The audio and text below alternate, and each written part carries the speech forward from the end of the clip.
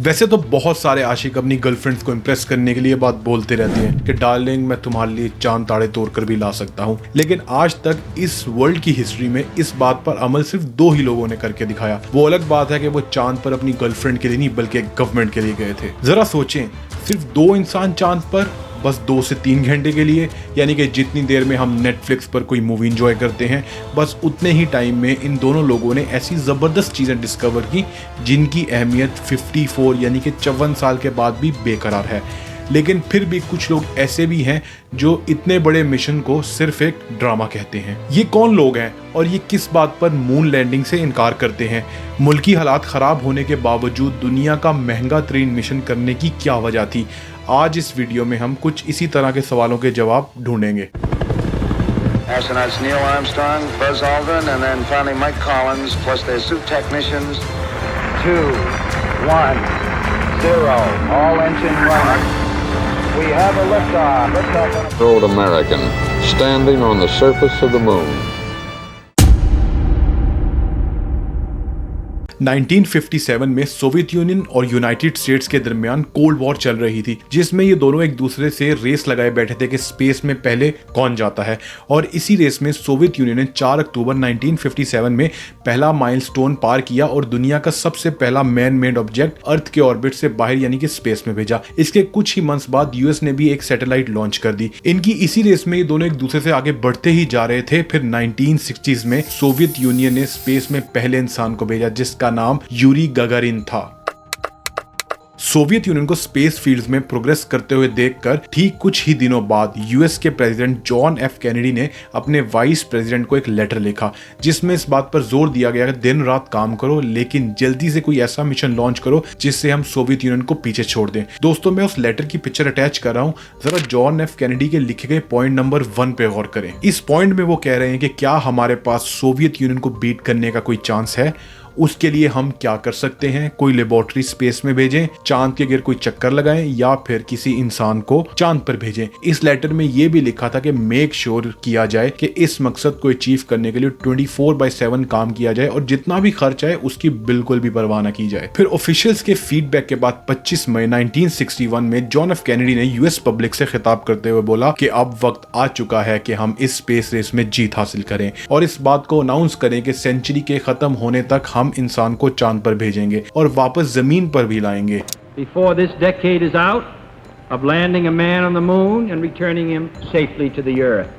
15 जुलाई 1969 को finally Apollo 11 mission launch कर दिया गया। 2, 1, 0, all engine running.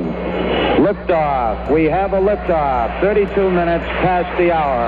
Liftoff on Apollo 11. और इससे पहले बेशुमार टेस्टिंग मिशंस भी अटेम्प्ट किए गए जिसमें तकरीबन 3 एस्ट्रोनॉट्स की जान भी चली गई। वेल फ्रेंड्स, उसके बाद की स्टोरी पूरी दुनिया जानती है कि 20 जुलाई 1969 को नील आर्मस्ट्रॉन्ग और एडविन एल्ड्रिन ने चांद पर कदम रखा और उस वक्त अप्रोक्सीमेटली 650 मिलियन लोगों ने अपने घरों की टेलीविजन स्क्रीन पर यह नजारा लाइव देखा। वेल, मून पर लैंड करने के बाद तकरीबन 2 घंटे और 30 मिनट तक वो मून पर काम करते रहे। उन्होंने वहां पर कुछ साइंटिफिक ऑब्जेक्ट्स प्लांट किए जिसकी वजह से टीवी पर ट्रांसमिशन भी की गई। मून से ऑलमोस्ट 21.6 केजी मिट्टी और पत्थर वगैरह कलेक्ट किए, वहां अमेरिकन फ्लैग लगाया, फिर सेफली जमीन पर वापस आ गए। जब अपोलो मिशन कंप्लीट हो गया, हर तरफ जश्न मनाया जा रहा था, पूरी दुनिया अमेरिकन को अप्रिशिएट कर रही थी। तो दूसरी तरफ कुछ ऐसे भी लोग थे जो हमारी सोसाइटी में जहरीले लोग कहलाए जाते हैं, जिनको किसी की जीत बिल्कुल बर्दाश्त नहीं होती। आपका दुश्मन अगर ऐसा करता है तो बात की सेंस बनती है, लेकिन ये जहरीले लोग आपके अपनों में ही पाए जाते हैं। अमेरिका की हिस्टोरिकल अचीवमेंट के साथ भी ऐसा ही हुआ। अपोलो मिशन कंप्लीट होने के कुछ दिन बाद ही लोगों ने इसको फेक मिशन कहना शुरू कर दिया और कुछ अजीब सी थ्योरीज भी जाहिर की। कॉन्स्पिरेसी नंबर 1, सबसे ज्यादा फेमस थ्योरी ये है कि चांद पर अगर कोई एटमॉस्फेयर नहीं है तो वहां पर हवा भी नहीं होनी चाहिए, लेकिन पिक्चर में ये फ्लैग लहरा क्यों रहा है? बात तो वैसे बिल्कुल ठीक है, लेकिन देखते हैं कि ऐसा क्यों हुआ। फर्स्ट ऑफ ऑल, मून पर जो फ्लैग लगाया गया उसमें हॉरिजॉन्टल और वर्टिकल दोनों तरफ रॉड्स लगाए गए थे। नासा वाले ये बात पहले से ही जानते थे कि मून पर हवा तो चलती नहीं है तो हमारा फ्लैग फ्लोट नहीं करेगा, तो उसको फ्लोट करते हुए दिखाने के लिए उसमें हॉरिजॉन्टल रॉड्स भी लगाई गई। इवन वीडियोस में भी फ्लैग उड़ता हुआ सिर्फ तब ही नजर आया जब एस्ट्रोनॉट्स उसे हिलाकर लगा रहे थे। दूसरी कॉन्स्पिरेसी थ्योरी ये है कि पिक्चर्स में स्टार्स नजर क्यों नहीं आ रहे। जमीन पर तो स्टार्स नजर ना आने की वजह यह है कि जमीन का एटमॉस्फेयर रोशनी को आसमान में फैला देता है, जिसकी वजह से हमारी आंखें स्टार्स को देखने के काबिल नहीं रहती। लेकिन मून मून पर ऐसा कोई एटमॉस्फेयर तो नहीं है, तो फिर स्टार्स हमें क्यों नजर नहीं आ रहे? दरअसल बेशक आसमान यहाँ पे ब्लैक नजर आ रहा है, लेकिन इस वक्त जब ये लोग यहाँ पर लैंड किए थे उस वक्त यहाँ पर दिन का टाइम था, और पिक्चर्स में जितनी भी चमकती हुई चीजें नजर आ रही हैं वो सब सूरज और चांद दोनों की रोशनी से चमक रही हैं। इतनी ज्यादा चमकती चीज के जब आप भी फ्लैश यूज करके पिक बनाएं तो बैकग्राउंड में हल्की रोशनी जैसी चीजें कैमरा में कैप्चर नहीं हो पाती, और 1969 में तो इतने हाईटेक कैमरा भी नहीं थे। एक और कॉन्स्पिरेसी ये भी है कि मून पर ली जाने वाली पिक्चर्स में शेडो बहुत अजीब से हैं। स्पेशली इस पिक्चर में एस्ट्रोनॉट इस स्पेसक्राफ्ट की शेडो में ही उतर रहा है, लेकिन इसका अपना शेडो ऊपर की तरफ क्यों बन रहा है? इस बात का वैलिड रीजन ये है कि जैसे पहले ही मैं आपको बता चुका हूँ, यहाँ सोर्स ऑफ लाइट एक नहीं है। यहाँ सूरज की लाइट भी इफेक्ट कर रही है और मून की लाइट भी। इनफैक्ट मून की लाइट क्योंकि रिफ्लेक्शन है तो ये बिल्कुल स्ट्रेट ट्रेवल नहीं करती, ये थोड़ा हट कर ट्रेवल करती है। यही वजह है कि स्पेसक्राफ्ट का शेडो तो सन की रोशनी से ही बन रहा है, लेकिन क्योंकि एस्ट्रोनॉट पर सन की रोशनी डायरेक्ट नहीं आ रही, इस पर मून की रोशनी रिफ्लेक्शन की वजह से आ रही है। इसी वजह से यहाँ शेडोज का पैटर्न बिल्कुल सेम नहीं है। कॉन्स्पिरेसी नंबर 4, एक और बड़ा मजेदार सा सवाल जो लोगों में पाया जाता है वो ये है कि एस्ट्रोनॉट जब बाहर आ रहा था अपने स्पेसक्राफ्ट से तो उसकी वीडियो किसने बनाई?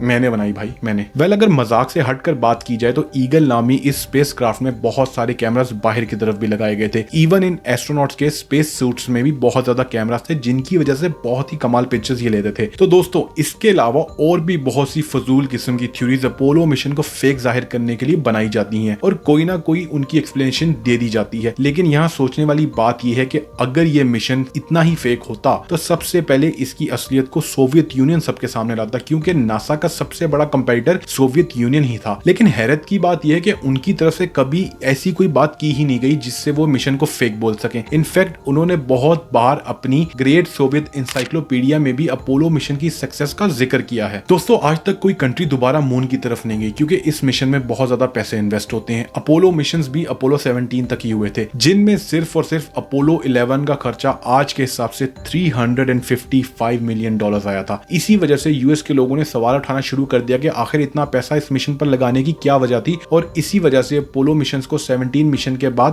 बंद कर दिया गया। Well moving towards the end, अब आप मुझे ये बताएं कि आज के बाद क्या आप अपनी गर्लफ्रेंड को बोलेंगे कि जान तुम कहो तो मैं चांद तुम्हारे कदमों में लाकर रख दूं? खैर आजकल चांद की तो डिमांड भी नहीं रही। तो ये थे आपके सामने वो कंट्रोवर्शियल फैक्टर्स और उनका जवाब। अब आप लोग मुझे कमेंट करके बताएं कि अगर आप लोगों ने चांद पर पहला कदम रखा होता तो आप सबसे पहला काम चांद पर उतर के क्या करते। सी यू सून।